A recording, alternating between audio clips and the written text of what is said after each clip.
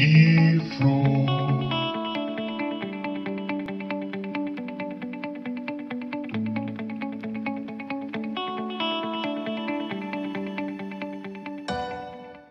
Olá, eu me chamo Felipe Ribeiro e o tema do nosso grupo é a fusão nuclear e eu vou introduzir um pouquinho esse meio falando sobre a energia nuclear. É importante a gente entender, primeiramente, que a energia acompanha o homem desde os primórdios da nossa humanidade. A gente começou com fogo. Ao decorrer da evolução histórica, a gente passou para máquinas a vapor, a gente aprendeu a modular o vento a nosso favor, a gente aprendeu a usufruir de correntes marítimas para a produção desse recurso.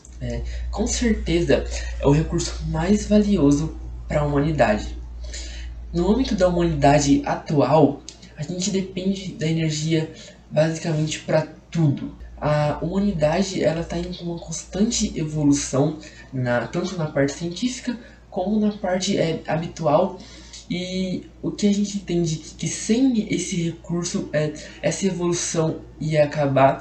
De certa forma, sem esse recurso, a gente ia começar a regredir, porque tudo que a gente tem construído até hoje não pode ser mantido sem a energia. Cerca de 80% da energia que é produzida no mundo, ela vem da energia gerada a partir de combustíveis fósseis.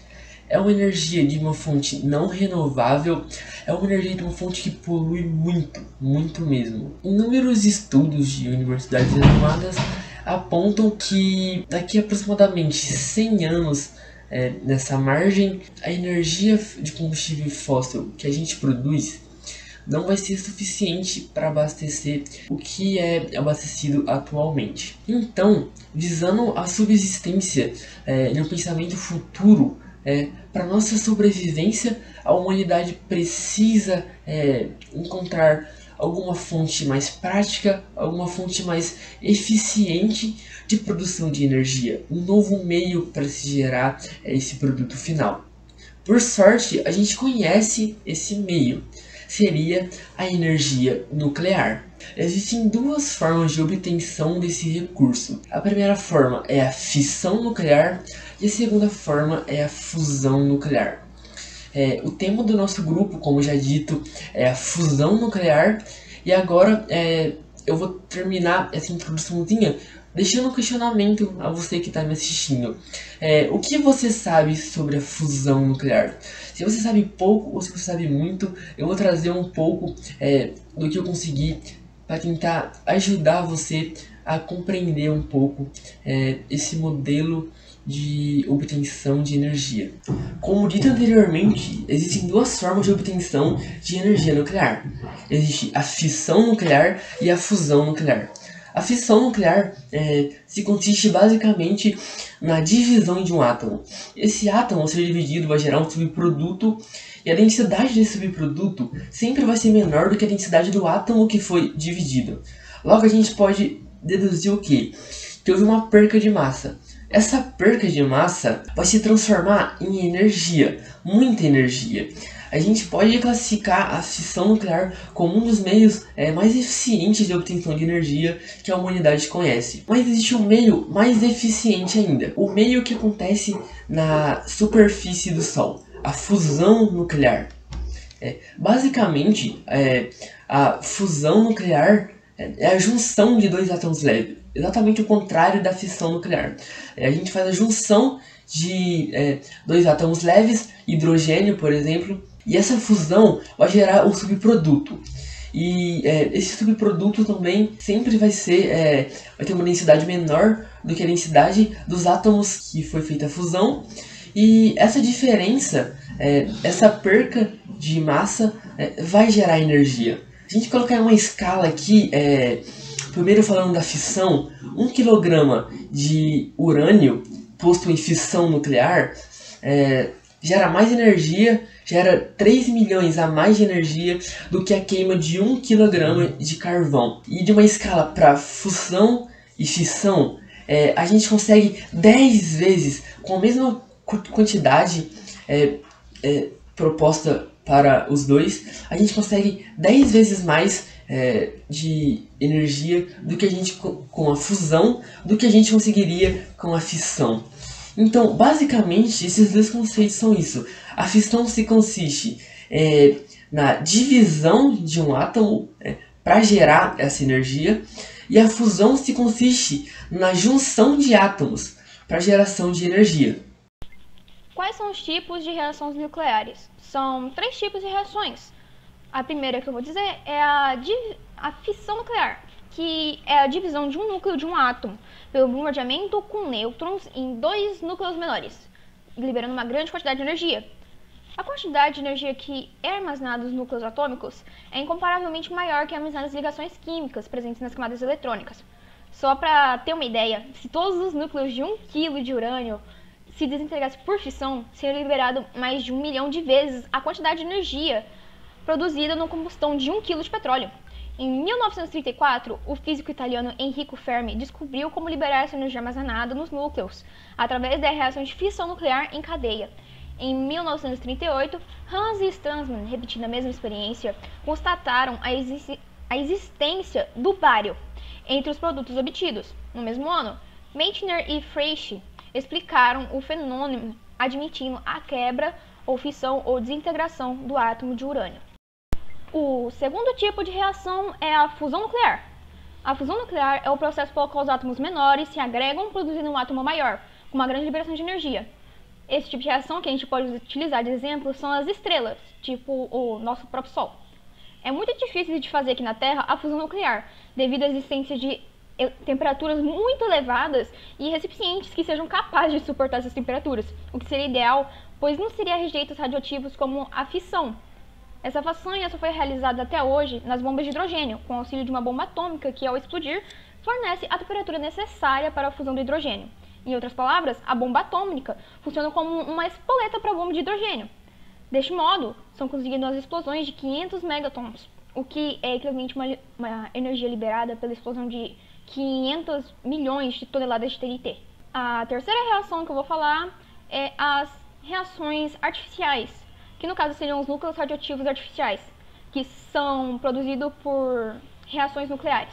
Os elementos transurônicos, em particular, são normalmente produzidos pela captura de nêutrons seguido de decaimento. Por outro lado, o que se chama de espalhamento é a reação nuclear em que os projéteis de partículas são liberadas das mesmas partículas, sendo o espalhamento elástico, quando durante o processo não varia a energia cinética da partícula, e inelástico caso contrário. A fusão nuclear não ocorre naturalmente na Terra. Para que 2 elementos idênticos colidam e causem a fusão, enormes quantidades de energia são necessárias para superar a repulsão eletrostática entre os elementos. Essa repulsão é chamada de barreira de Coulomb. Em muitas estrelas do universo, como o Sol, esse processo ocorre naturalmente. A luz e o calor das estrelas são produzidos pela fusão de átomos de hidrogênio, que produzem átomos de hélio e de energia, no caso, luz mais calor. A massa de átomo de hélio é realmente maior que a soma das massas de seus átomos de hidrogênio constituintes, mas não exatamente o dobro disso. Então, os cálculos não batem. Para que no instante da fusão há uma certa quantidade de matéria convertida em energia. Então, o físico Albert Einstein previu em sua famosa equação E igual a mc2, que trata de velocidade, massa e energia, que o processo da fusão pode ser recriado em laboratório, mas mesmo assim ainda não há formas de produzir grandes quantidades de energia, como a estrela e o Sol, por exemplo. O processo de fusão nuclear é quando 2 núcleos se juntam para formar somente um núcleo. Quando isso acontece, temos...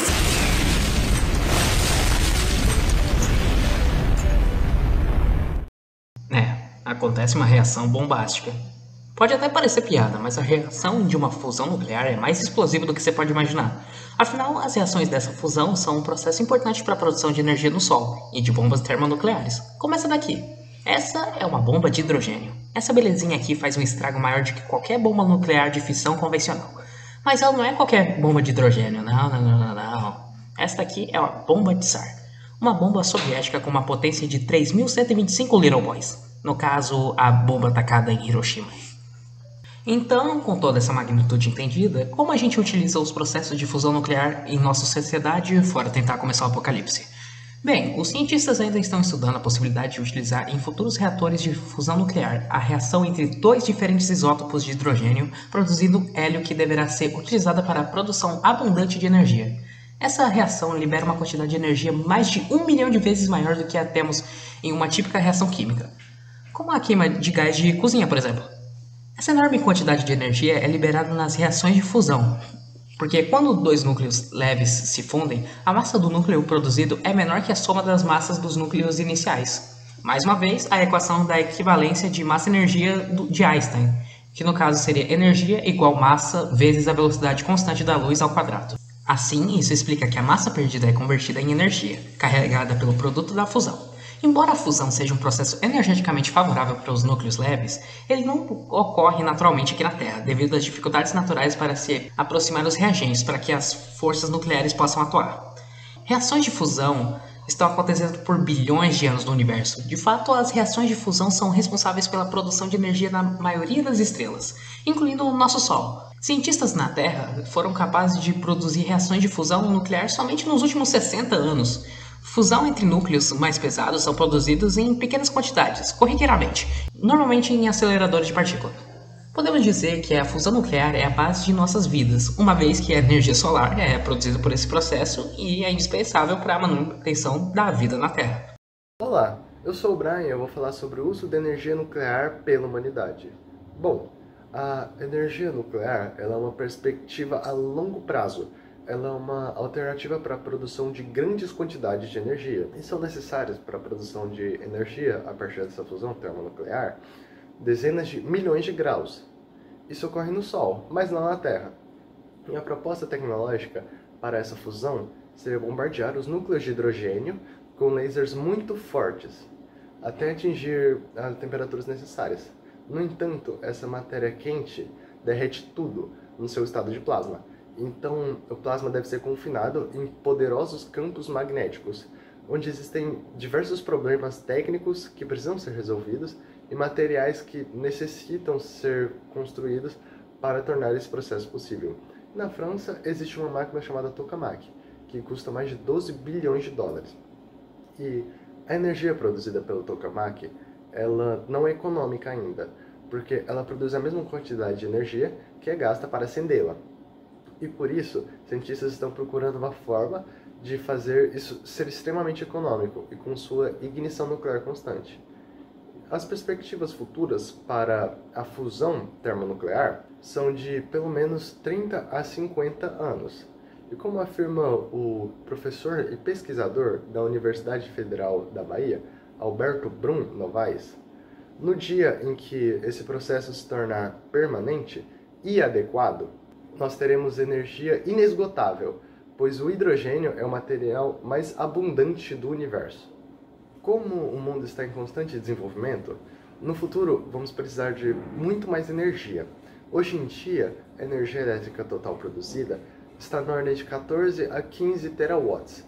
Nos anos de 2040 e 2050, será de 50 terawatts. E uma maneira de produzir essa imensa quantidade de energia é através da energia nuclear, que é um dos grandes componentes da matriz energética de qualquer país que já tenha um parque industrial desenvolvido ou em desenvolvimento.